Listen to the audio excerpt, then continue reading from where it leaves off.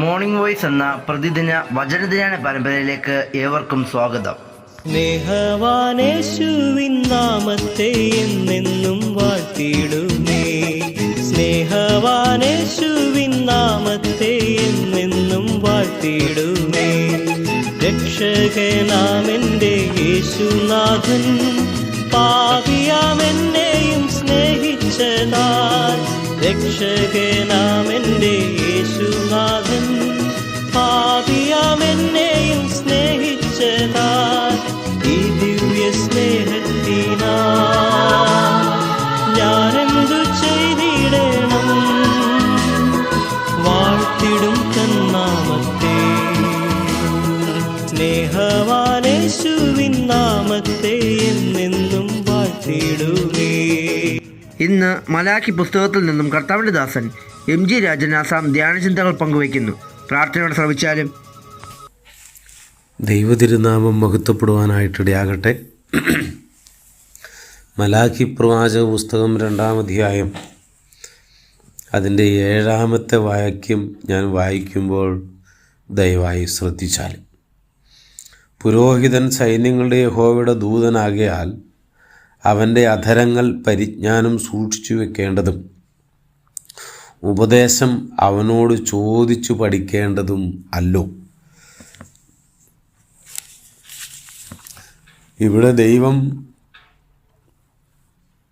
ഒരു വലിയ യാഥാർത്ഥ്യത്തെ വെളിപ്പെടുത്തുകയാണ്.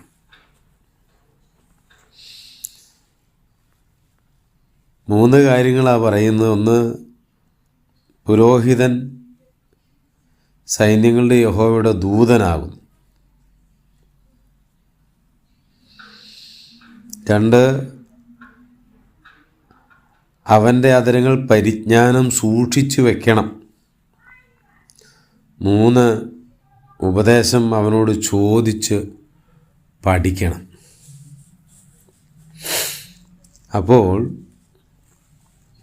വലിയൊരു കർത്തവ്യം ദൈവത്താൽ ലഭിച്ചിട്ടുള്ള ഒരു വിഭാഗമാണ് പുരോഹിതന്മാർ. പുരോഹിതൻ എന്നുള്ളതൊരു നിസ്സാര കാര്യമല്ല. പുരോഹിത ശുശ്രൂഷയും നിസ്സാരമല്ല. അതുകൊണ്ടാണ് ദൈവം ലേവിയെ പുരോഹിത ശുശ്രൂഷയ്ക്ക് വേണ്ടി മോശ മുഖാന്തരം വിളിച്ച് വേർതിരിച്ച് അഭിഷേകം ചെയ്ത ശുശ്രൂഷ ഏൽപ്പിക്കുമ്പോൾ, ദൈവ ശുശ്രൂഷയ്ക്ക് അന്യൻ അടുത്തു വന്നാൽ മരണശിക്ഷ അനുഭവിക്കണം. അപ്പോൾ അന്യനൊരുത്തന് ആ ശുശ്രൂഷ ചെയ്യാനായിട്ടുള്ള അവകാശമില്ല. ഇന്ന് ലോകത്തിൽ ഒത്തിരി ആളുകൾ ഈ യാഥാർത്ഥ്യമൊന്നും തിരിച്ചറിയാതെ ഞാനും ആ പഴയ നിയമ പുരോഹിതൻ്റെ പിൻഗാമിയാണെന്നും പറഞ്ഞ് ആ നിലകളിലൊക്കെ ജീവിക്കുന്ന ധാരാളം ആളുകളുണ്ട്. ഞാനവരെ വിമർശിക്കുകയല്ല, പക്ഷേ അറിവില്ലായ്മയെ ദൈവം ക്ഷമിക്കട്ടെ എന്ന് ഞാൻ പ്രാർത്ഥിക്കുക. എന്നാൽ പുതിയ നിയമത്തിലേക്ക് വരുമ്പോൾ രക്ഷിക്കപ്പെട്ട സകല ദൈവമക്കളും പത്രോസിൻ്റെ ലേഖനത്തിൽ രേഖപ്പെടുത്തുന്നത് പോലെ രാജകീയ പുരോഹിത വർഗമാണ്. അപ്പോൾ നാം എല്ലാം പുരോഹിത വർഗമാണ്. ദൈവം ആ നിലകളിൽ നമ്മെ പുരോഹിത ഗണത്തിൽ ആക്കിയിരിക്കുകയാണ്. അത് പുതിയ നിയമത്തിൽ ദൈവത്തിൻ്റെ കൃപയാലുള്ള പൗരോഹിത്യമാണ്. എന്നാൽ പഴയ നിയമത്തിൽ നാം കാണുമ്പോൾ അത് അഹരോനും, ലേവി ഗോത്രത്തിൽ അഹരോനും തൻ്റെ മക്കൾക്കും മാത്രമായിട്ട് ദൈവം വെച്ചിരിക്കുന്ന വലിയൊരു ശുശ്രൂഷയാണ് എന്നുള്ളതാണ്. അവരെ സംബന്ധിച്ച് പറയുമ്പോൾ ഇവിടെ പറയുന്നത് അവർ സൈന്യങ്ങളുടെ യഹോവയുടെ ദൂതനാകണം എന്നാണ്. സൈന്യങ്ങളുടെ യഹോവയുടെ ദൂതൻ. എന്താണ് ദൂതൻ്റെ പണി? ദൈവത്തിൻ്റെ കാര്യങ്ങൾ മനുഷ്യരോട് അറിയിക്കുന്ന വ്യക്തിയാണ്, അഥവാ ദൂതൻ. ഇനി ദൂതന് ദൈവത്തിൻ്റെ കാര്യങ്ങൾ മനുഷ്യരോട് അറിയിക്കുക മാത്രമല്ല, മനുഷ്യരുടെ കാര്യങ്ങൾ ദൈവത്തോടും അറിയിക്കുന്നുണ്ട്. അപ്പോൾ ഇനിയിപ്പോൾ ദൂതൻ അറിയിച്ചിട്ട് വേണം ദൈവം അറിയാൻ എന്നതിന് അർത്ഥമാക്കുന്നില്ല കേട്ടോ. അപ്പോൾ ദൂതൻ്റെ ആ ശുശ്രൂഷ ഓർമ്മിപ്പിച്ചതാണ്. അപ്പോൾ ദൈവത്തിൻ്റെ കാര്യങ്ങൾ ദൈവം നേരിട്ടല്ല, മറിച്ച് ദൂതൻ മുഖാന്തരം മനുഷ്യരോട് അറിയിക്കുകയാണ്. പഴയ നിയമത്തിലെ ക്രമീകരണം അങ്ങനെയാണ്. എന്നാൽ പുരോഹിതനെ സംബന്ധിച്ച് പറയുമ്പോൾ പുരോഹിതൻ ആ നിലകളിൽ ഒരു ദൂതനെ പോലെ ശുശ്രൂഷ ചെയ്യുന്ന ആളാണ്. അതുകൊണ്ടാണ് ഇവിടെ രേഖപ്പെടുത്തിയിരിക്കുന്നത് സൈന്യങ്ങളുടെ യഹോവയുടെ ദൂതനാകയാൽ എന്ന് പറഞ്ഞാൽ അതൊരു സാമ്യം ചേർത്ത് പറഞ്ഞിരിക്കുന്ന ഒരു പ്രയോഗമാണ്. അപ്പോൾ ആ ദൂത ശുശ്രൂഷ പോലെ ശുശ്രൂഷിക്കേണ്ടുന്ന ഒരു ശുശ്രൂഷയാണ് പുരോഹിതനുള്ളത്. ദൈവത്തിൻ്റെ കാര്യങ്ങൾ മനുഷ്യരോട് അറിയിക്കുകയും മനുഷ്യരുടെ കാര്യങ്ങൾ ദൈവത്തോട് അറിയിക്കുകയും ചെയ്യേണ്ടുന്ന വിലപ്പെട്ട ശുശ്രൂഷ.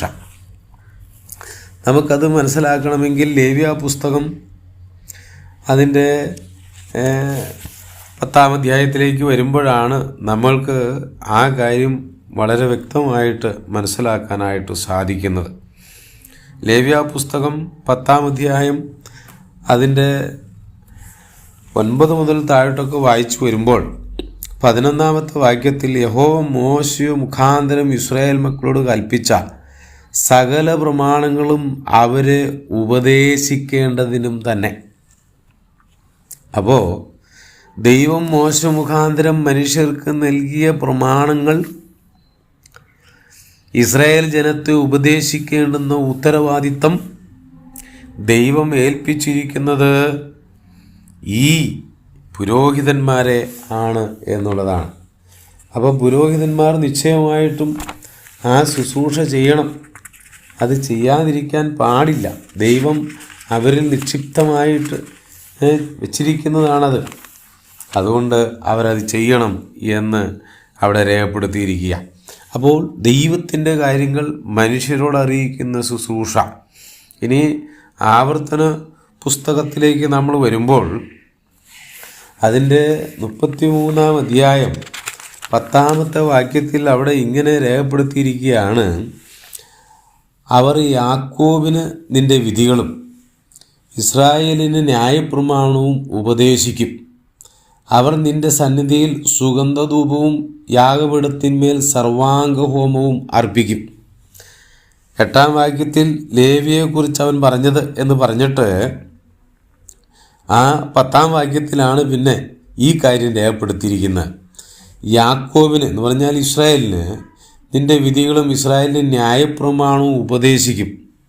അപ്പോൾ ഉപദേശിക്കേണ്ടുന്ന ശുശ്രൂഷ ദൈവം ഈ പുരോഹിതന്മാരെ ഏൽപ്പിച്ചിരിക്കുക. ഇനി അവിടെ തന്നെ ചേർത്ത് അതിൻ്റെ 2-ാം ഭാഗത്ത് അവർ നിൻ്റെ സന്നിധിയിൽ സുഗന്ധധൂപവും യാഗപീഠത്തിന്മേൽ സർവാംഗഹോമവും അർപ്പിക്കും. അപ്പോൾ അവിടെ ആരാധന അർപ്പിക്കേണ്ടുന്ന ശുശ്രൂഷയും കൂടി ദൈവം ഈ ലേവിയെ ഏൽപ്പിച്ചിരിക്കുന്നു എന്നുള്ളതാണ്. നോക്കണേ, എത്ര വലിയൊരു ശുശ്രൂഷയാണ് ദൈവം പുരോഹിതന്മാരെ ഏൽപ്പിച്ചിരിക്കുന്നത്. അവർ ഒരു ദൂതനെ പോലെ ശുശ്രൂഷിക്കണം എന്ന ഇവിടെ രേഖപ്പെടുത്തി തന്നിരിക്കുന്നത്. പ്രിയമുള്ളവരെ, അങ്ങനെ ആ ശുശ്രൂഷ നിറപടിയായി നിവർത്തിക്കേണ്ടുന്ന ഉത്തരവാദിത്തം ഈ പുരോഹിതനുണ്ട്. അതുകൊണ്ടാണ് ഇവിടെ മലാഖിയിൽ ആ കാര്യം തന്നെ പറയുന്നത്. മലാഖിയിൽ പറയുന്നത് എന്താണ്? അവർ ദൂതനാകുന്നു. എന്താ? പുരോഹിതൻ സൈന്യങ്ങളുടെ യഹോവയുടെ ദൂതൻ. ദൈവകാര്യങ്ങൾ മനുഷ്യരെ കൃത്യമായിട്ട് അറിയിക്കേണ്ടുന്ന, പറഞ്ഞു കൊടുക്കേണ്ടുന്ന, പഠിപ്പിക്കേണ്ടുന്ന ഉത്തരവാദിത്തപ്പെട്ട വലിയൊരു ശുശ്രൂഷ ഏൽപ്പിക്കപ്പെട്ട, ദൈവീക ശുശ്രൂഷ ഏൽപ്പിക്കപ്പെട്ട, ദൈവത്തിൻ്റെ നിയോഗങ്ങൾ മനുഷ്യർ അറിയിക്കേണ്ടുന്ന കാര്യങ്ങൾ ഏൽപ്പിക്കപ്പെട്ട ഒരു വിഭാഗമാണ് പുരോഹിതന്മാർ. അതൊരു കുറഞ്ഞ സ്ഥാനമല്ല, വലിയൊരു സ്ഥാനമാണ്. കാരണം അവർക്ക് ദൈവവുമായിട്ട് നേരിട്ടൊരു ബന്ധം അത് ദൈവം നൽകിയിട്ടുണ്ട്. അതുകൊണ്ടാണ് യാഗപീഠത്തിന്മേൽ മനുഷ്യൻ അവരുടെ പാപങ്ങളുമായിട്ട് വരുമ്പോൾ ആ യാഗവസ്തുവുമായിട്ട് ഓരോരുത്തർ അവരുടെ പാപപരിഹാരത്തിന് വേണ്ടി യാഗവസ്തുവുമായി വന്നതിനെ അർപ്പിച്ച് അതിൻ്റെ രക്തം പുരോഹിതൻ ബലിവേദിയിൽ തളിക്കുമ്പോൾ അന്ന് അവരുടെ പാപങ്ങൾക്ക് മോചനം വരികയായിരുന്നു. രോഗികളുടെ മേൽ അതുപോലെ അശുദ്ധിയുള്ളവരുടെ മേലൊക്കെ ആ നിലയിലുള്ള ശുദ്ധീകരണത്തിന് വേണ്ടുന്ന കാര്യങ്ങൾ ചെയ്ത് പുരോഹിതനാണ് അവരെ ശുദ്ധിയുള്ളവരായിട്ട് പ്രഖ്യാപിക്കുന്നത്. നോക്കണേ, അതെത്ര വലിയൊരു ശുശ്രൂഷയാണ്. അപ്പോൾ ആ ശുശ്രൂഷ പുരോഹിതന്മാരെ ദൈവം ഏൽപ്പിച്ചിരിക്കുകയാണ്. നോക്കണം, ദൈവം ഭൂമിയിൽ ചെയ്യേണ്ടുന്ന ശുശ്രൂഷകളെ അവരിലൂടെയാണ് ദൈവം ചെയ്തുകൊണ്ടിരുന്നത്. അതിന് പ്രത്യേകാൽ തിരഞ്ഞെടുക്കപ്പെട്ട ഒരു വിഭാഗം. അതുകൊണ്ടാണ് ഇവിടെ രേഖപ്പെടുത്തിയിരിക്കുന്നത് പുരോഹിതൻ സൈന്യങ്ങളുടെ യഹോവയുടെ ദൂതനാണ് എന്ന്. ഞാനതിങ്ങനെ ഒന്ന് ചുരുക്കി പറയാനായിട്ട് ആഗ്രഹിക്കുക. പ്രിയമുള്ളവരെ, പുതിയ നിയമത്തിൽ വായിക്കുന്നു നാം രാജകീയ പുരോഹിത വർഗമാണ്. അങ്ങനെയെങ്കിൽ ഇന്ന് ദൈവം നമ്മിലൂടെയാണ് ഓരോ കാര്യങ്ങളും ലോകത്തോട് അറിയിച്ചുകൊണ്ടിരിക്കുന്നത്. നമ്മിലൂടെയാണ് ദൈവം പ്രവർത്തിച്ചു കൊണ്ടിരിക്കുന്നത്, എന്നിലൂടെയും താങ്കളിലൂടെയും. ഞാനും താങ്കളും കുറഞ്ഞ വ്യക്തികളല്ല. ഒരുപക്ഷെ വിദ്യാഭ്യാസത്തിൽ കുറവുണ്ടാകാം, മറ്റുള്ളവരുമായിട്ട് ഇടപെടാനും സംസാരിക്കാനും അത്രത്തോളം പരിജ്ഞാനം നമുക്കൊരു പക്ഷേ ഇല്ലായിരിക്കാം, അല്ലെങ്കിൽ വാക്കുകളില്ലായിരിക്കാം. പണസംബന്ധമായി നാം വളരെ ഞെരുക്കമുള്ളവരായിരിക്കാം, ദരിദ്രരായിരിക്കാം. ശാരീരിക സംബന്ധമായി ബലഹീനരായിരിക്കാം, രോഗികളായിരിക്കാം. നാം ഏത് വിധത്തിലുള്ള ആളുമായിക്കൊള്ളട്ടെ, ദൈവം നമ്മുടെ ഭൗതിക നന്മയോ ശാരീരിക ഗുണമോ അല്ല നോക്കുന്നത്. പ്രിയമുള്ളവരെ, നാം ഏതവസ്ഥയിലാണേലും നമ്മെ സ്നേഹിച്ച് നമ്മെ തെരഞ്ഞെടുത്ത് നമ്മെ രാജകീയ പുരോഹിത വർഗമാക്കിയിരിക്കുന്നുവെങ്കിൽ അതത്ര വലിയ ഒരു കാര്യമാണ്. എന്തിനാ ദൈവം അങ്ങനെ ചെയ്തതെന്ന് ചോദിച്ചാൽ, ദൈവത്തിൻ്റെ കാര്യങ്ങൾ ഭൂമിയിലെ മറ്റു മനുഷ്യരോട് അറിയിക്കേണ്ടതിനായിട്ടാണ്, ഉപദേശം പറഞ്ഞു കൊടുക്കേണ്ടതിനായിട്ട്, വചനം പറഞ്ഞു കൊടുക്കേണ്ടതിനായിട്ടാണ്. നമുക്കതിന് മനസ്സുണ്ടോ?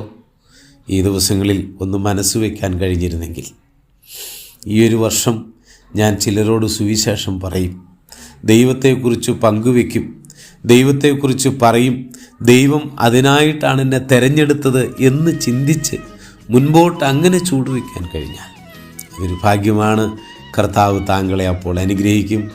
ദൈവനാമം മഹത്വപ്പെടട്ടെ. ആമേൻ. രോഗങ്ങൾ വന്നിടും നേരത്തവൻ ചാരയണഞ്ഞെന്നെ ഉദ്ധരിക്കും.